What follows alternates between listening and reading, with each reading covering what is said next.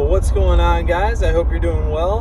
I wanted to review Man's Search for Meaning by Viktor Frankl.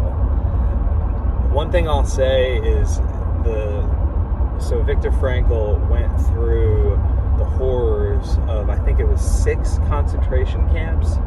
He was a psychiatrist, a doctor, a psychoanalyst, and his reflections in Man's Search for Meaning are so timely.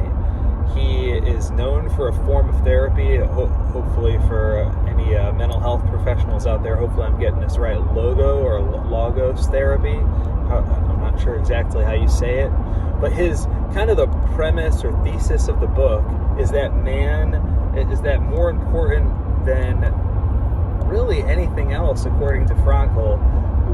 Man looks for meaning. We look for meaning in day-to-day life.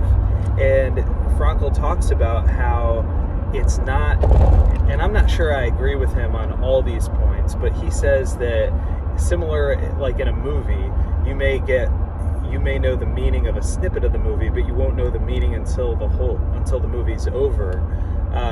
He talks about not knowing the full meaning of our lives till the end, but that we can see meaning in our individual circumstances. Like he talks about how in Auschwitz, or in one of the concentration camps that he was in, he talks about how there were, like, one example of finding meaning was he knew that there was still work in his field that he needed to do, things he needed to write, and that helped him survive in the concentration camps. He talks about how suffering in and of itself, to suffer well, can be something that someone finds meaning in.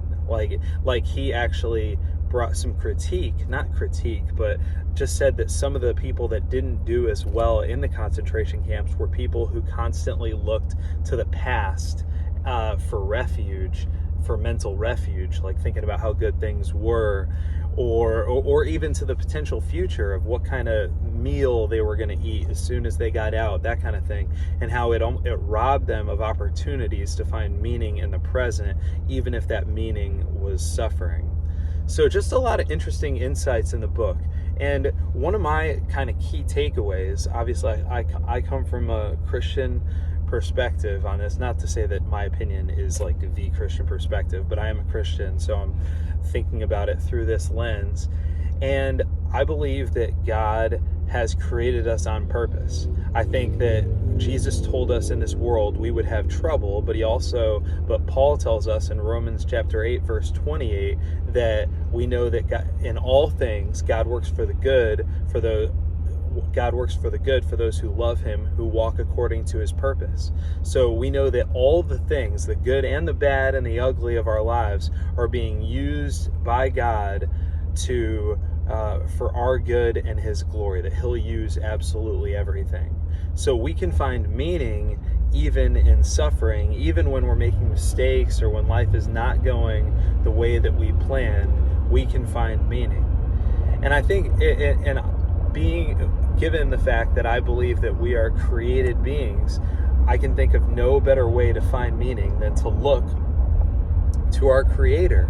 We look to our Creator to find our meaning because he's the author of life.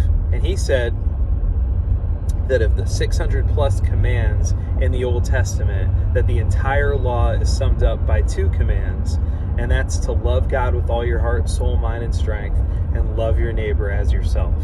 That those 2 commands sum up all the law and the prophets. So love God and love people. And it's in that we can do those 2 things in basically every situation we find ourselves in, and thus find meaning in every situation. So there's more I could say about the book. It's worth going through.